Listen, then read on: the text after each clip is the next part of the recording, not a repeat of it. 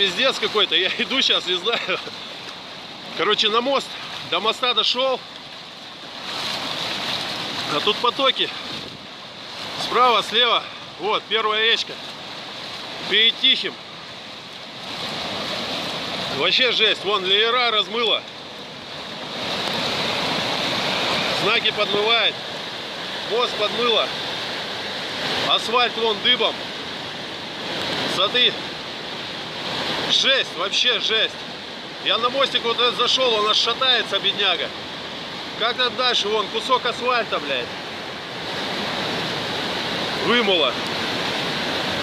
Остановка посреди дороги, вон, всплыла, блядь. Остановка железная на бетонном основании. Куда нахуй? Вон, то ли асфальт, то ли корни. Хуй его знает. Ох ты, блядь.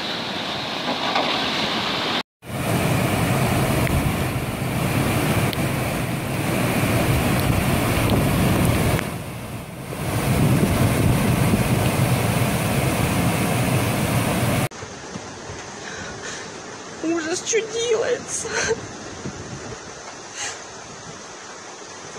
Ой, кошмар, что это такое?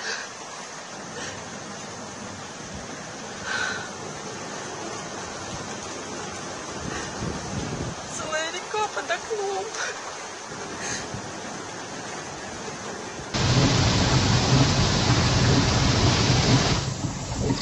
Машину снесло, он, видишь? Ой.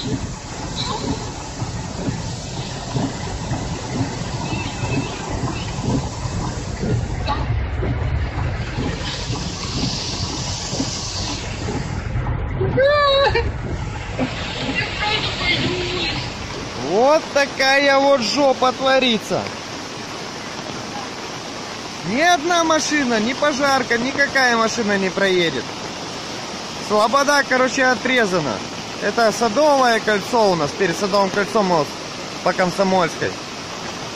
Этот, на Междуречье такая же фигня. И со стороны этого, как его... Со стороны Сахарухи тоже все отрезано. Короче, Слобода полностью отрезана от города.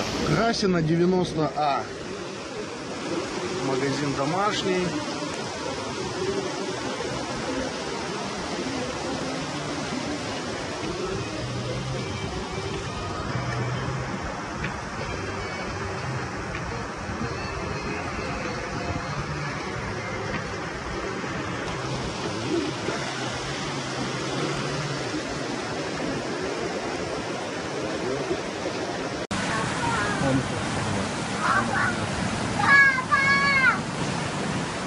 О, контейнер наш плывет, мусорный сына.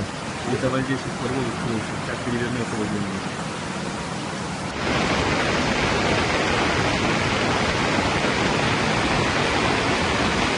Из садика все уплывает.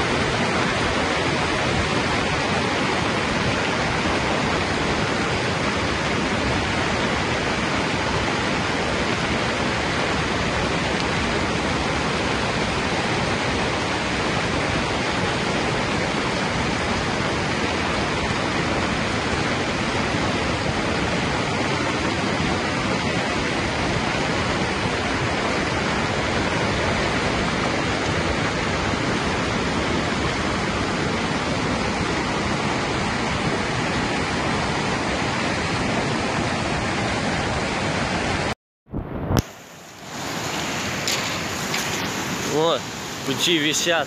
Перегон Кипарисово-Раздольная. Около третьей точки, около путепровода. Вот что творится.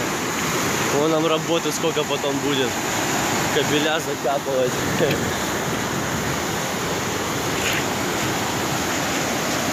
Вообще, что там жопа прям творится. Вон поезд ехал. Ему повезло, что хоть вот это вот все проехал, не свалился. Просто самый последний вагон у него отцепился, остановился.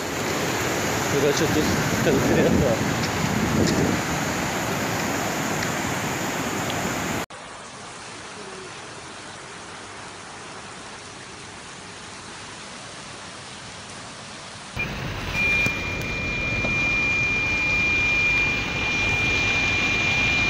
Это у меня за окном, блядь. Слушай, Пиздец, конечно. Смотри, Делика стоит.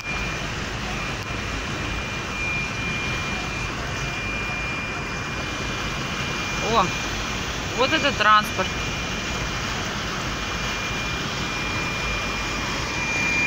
Это пипец, конечно.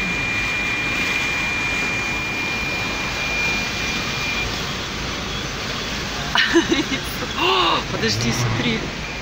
Ёпта, ты видел? Видел. Пиздец.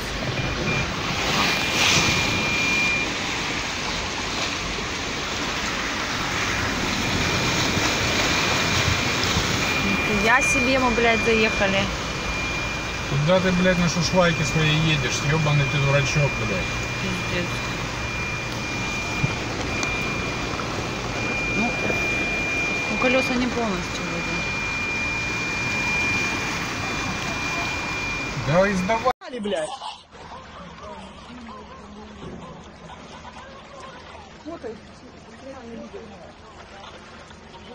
А наша доблестная МЧС сказала, подождите, я позвонила им 1,5 часа назад и сказала о том, что мы тонем с грудными детьми, нахуй.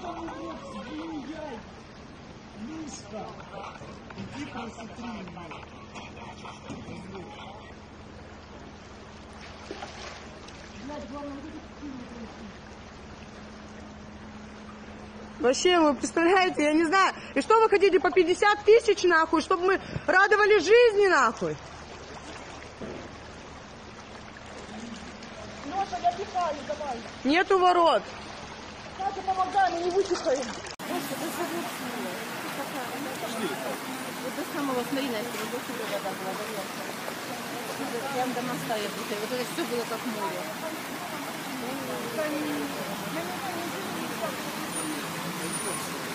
Все тоже важно? Да, есть и наша.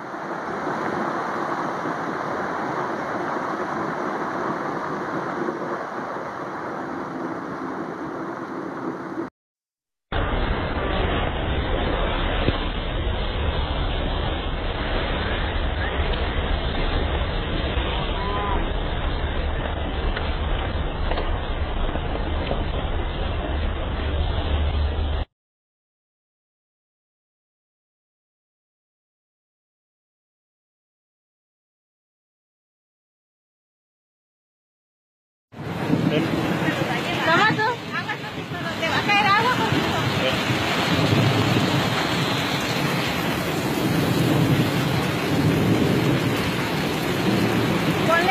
ponle en alerta porque no lo tiene poquito. Para eso se necesitan drenajes primero.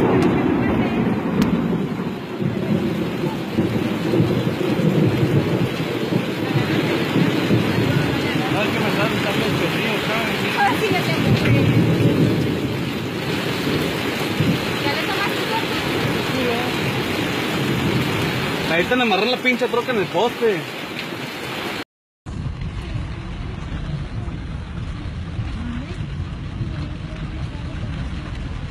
No, ese taxi está infame, a ver. No, Eli. Mira, viene el taxi. Mira, ese papá, tómale foto, pero quítale el zoom. No.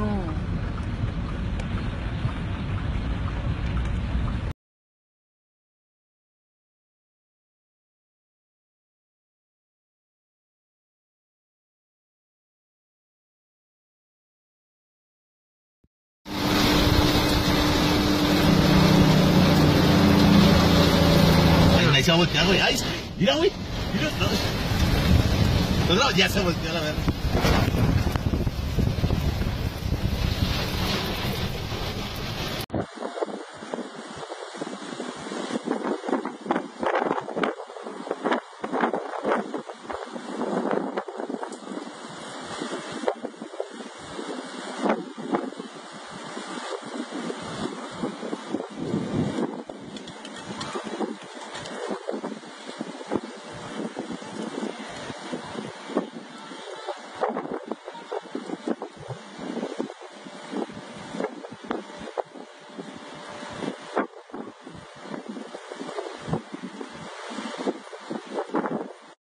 Claro que le hablen al seguro porque si no... Güey, no.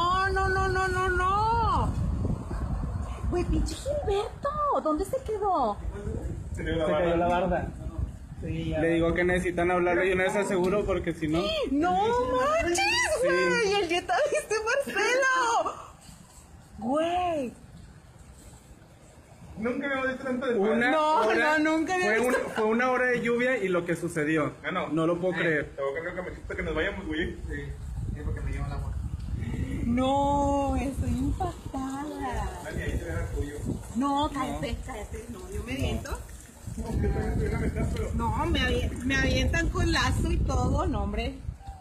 Que no, estoy Pablo ahorita venía impactada, de güey. que No, lo vi y dije, pobrecito. sí, la verdad. Le vi la cara de... Y Ana Karen también. Se lo va a llevar el agua ese. Ya se lo lleva. Sí. El que está de Marcelo, güey, no. Marcelo, ya tu carro va Güey, nadando. no, En las vías del tren casi. Ya va te en lo las juro. vías, güey. Ya va para las vías. No mames. Ay, sorry por las malas. No, palabras. Gilberto está ahí en su camioneta. Güey, fue en serio.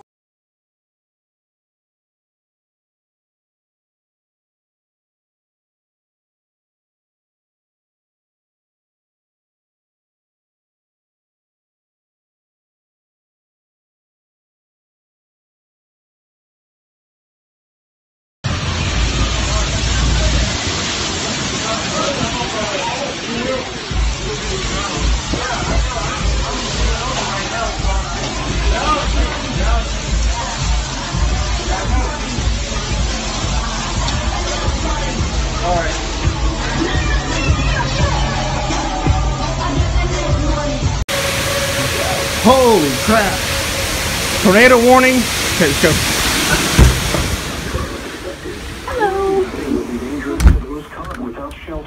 Glad you guys are still awake. Well, I was asleep for 2 minutes, all of a sudden I felt this again in my chest. Yeah. Tree damage is likely. In or near the passing food, southeastern Tulsa, Broken Arrow, Joliet.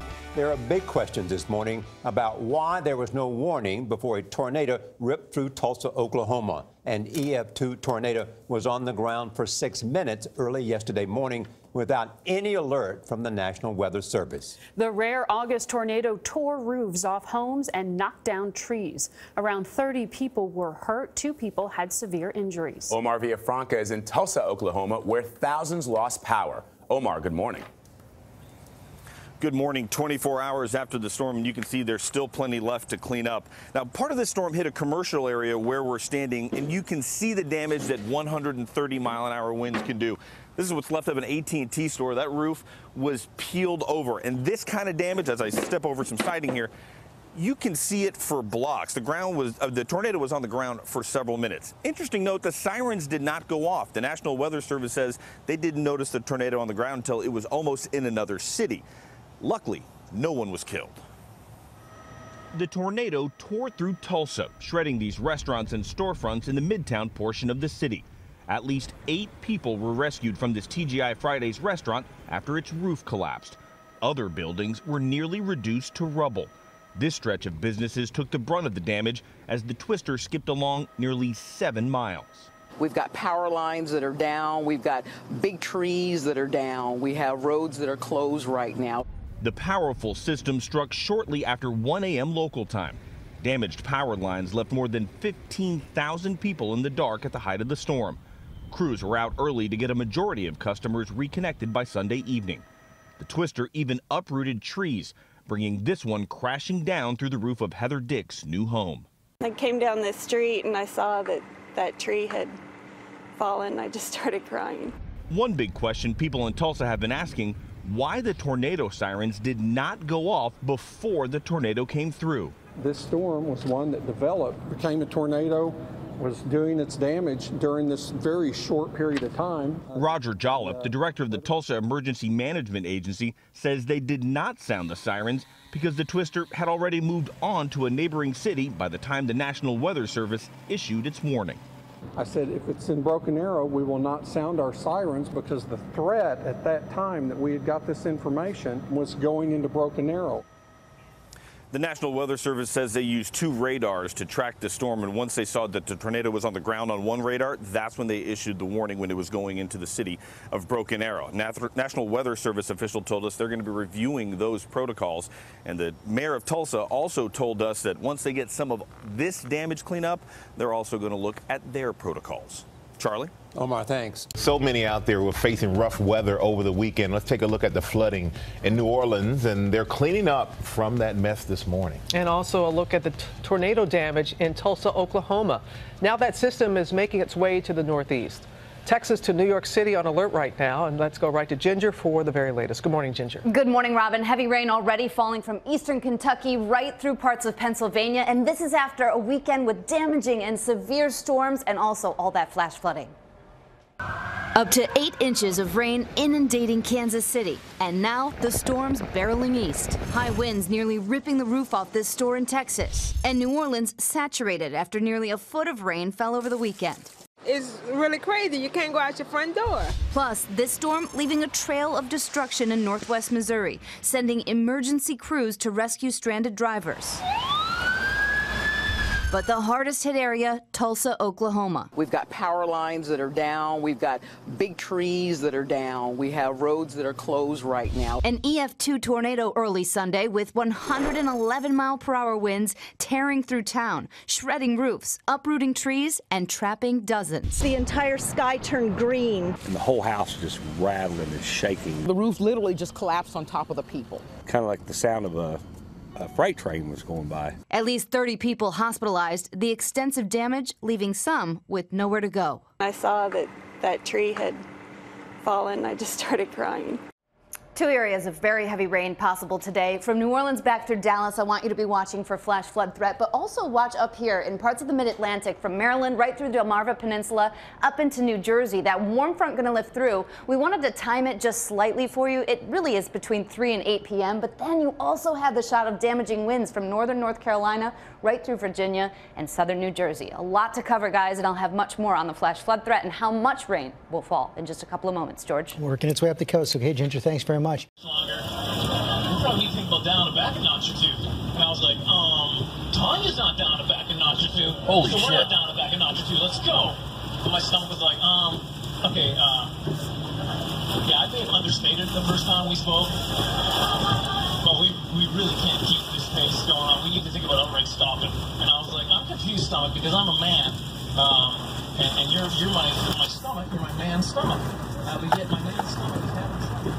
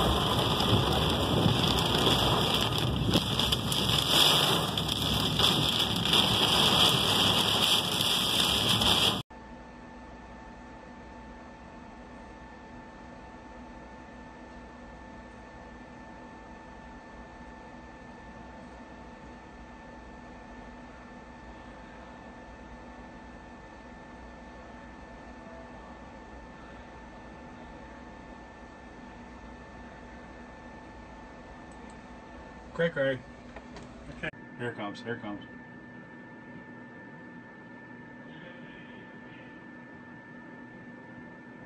What you got? Yeah. Well, the baby carriage came from the store.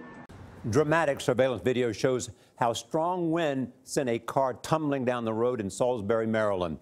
It happened as a suspected tornado tore through the city yesterday. No injuries were reported. The storm damaged homes and businesses. A team from the National Weather Service will be in the area today to confirm a tornado touchdown. Chip Reed is in Salisbury, where a big cleanup is underway. Chip, good morning. Well, good morning. Well, just take a look at that damage. Later today, crews with the National Weather Service will be here to try to confirm that a tornado did that. Something swept through Salisbury Monday afternoon, and it was not a summer breeze. The wind picked up. We felt the glass shattering on the building. The awnings were like almost ready to lift. Part of this building crumbled under the strength of the storm. I heard what sounded like a freight train above the store, and it sounded like bulls were running across the roof. The power of this suspected tornado was captured by the surveillance camera of a local pub, Hopper's Tap House, lifting this sedan into the air and on top of another vehicle. A different camera caught another car rolling down the street like tumbleweed. The car that had moved, that flipped onto the other cars, actually somebody was in that. General Manager Blake Benn, who arrived at the restaurant shortly after this all went down, says his employees helped pull someone out of the flipped car. And this other gentleman was breaking the window, trying to find something to get into the window to get the one guy out. The National Weather Service issued a severe thunderstorm warning at 1:37 p.m. for Salisbury, which detailed the possibility of a tornado. But an official tornado warning was never issued. National Weather Service officials say they believe the suspected twister touched at 1:40 p.m., 3 minutes after the thunderstorm warning. The same system that hit Salisbury yesterday injured 30 people in Tulsa, Oklahoma Sunday. An EF2 tornado caused widespread damage without warning. The National Weather Service only issued a tornado warning after the storm had passed. The city's sirens were never activated. No one died. We were running behind the storm and evolved very quickly and moved quickly. The city actually worked well, communicated well. It was just on our end. We were behind the storm. If what came through here does turn out to have been a tornado, it will be the second tornado to touch down in this region in 2 weeks. By the way, the general manager of Hopper's Tap House says this building is a total loss, but the main restaurant just around the corner, he hopes to have that back in business later today. Vlad? Chip Reed, thank you very much.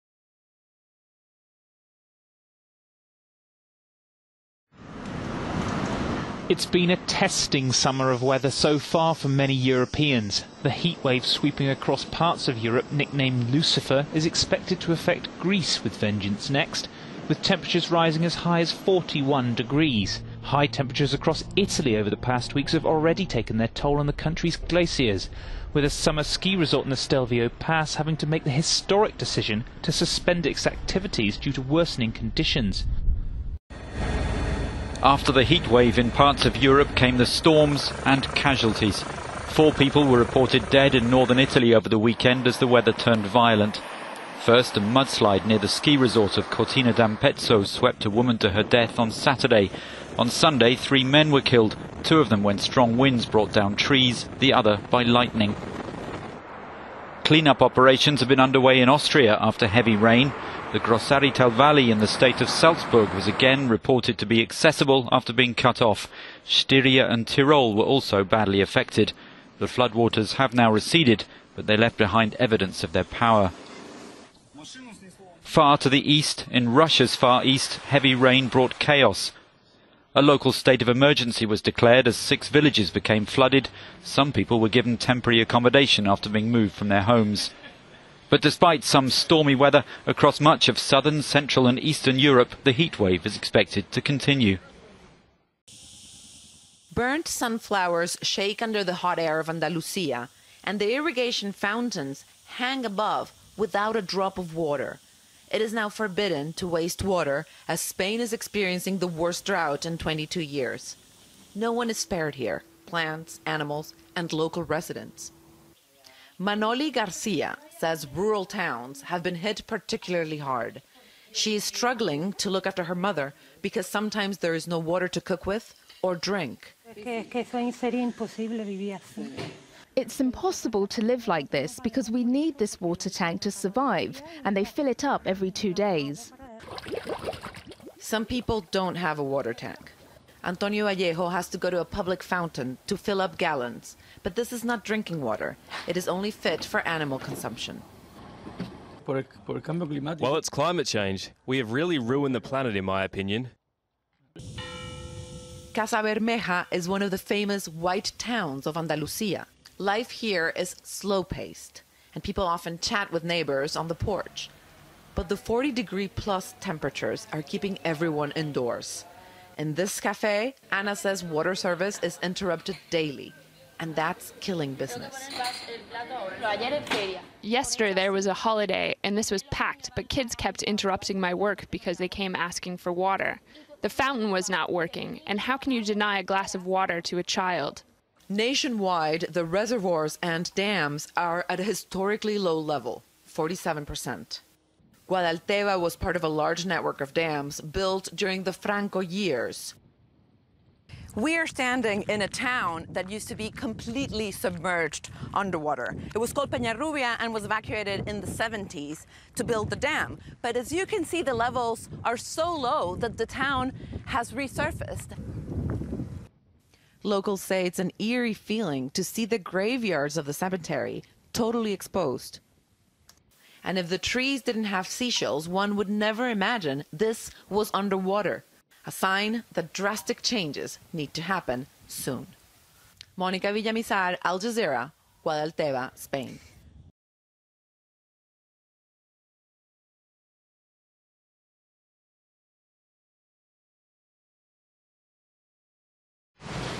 The world's strongest storm made landfall in Japan on Monday. A weakening typhoon Noru drenched many regions with more than 1 month's worth of rain. It prompted evacuation advisories for tens of thousands of residents as it approached the Japanese heartland. The country's public broadcaster NHK reported more than 400 flights cancelled because of the storm. There have been fears that it could brush past Tokyo on Tuesday. However, it was expected to have weakened to a tropical depression by then. Some parts of central Japan were likely to see 500 millimeters of rain in just 24 hours.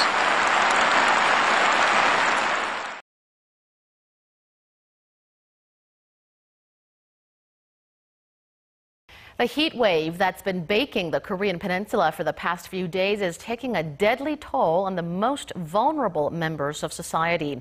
A 68-year-old woman was found dead in a field in Geoje, Gyeongsangnam-do province, where daytime highs have been hitting 37 degrees Celsius. Given the intensity of the heat, police say it's highly likely the woman had suffered heat stroke while working outdoors. An elderly woman in her 90s was also found dead on Jindo Island in Jeollanam-do province this past weekend, and she too had died of a heat stroke.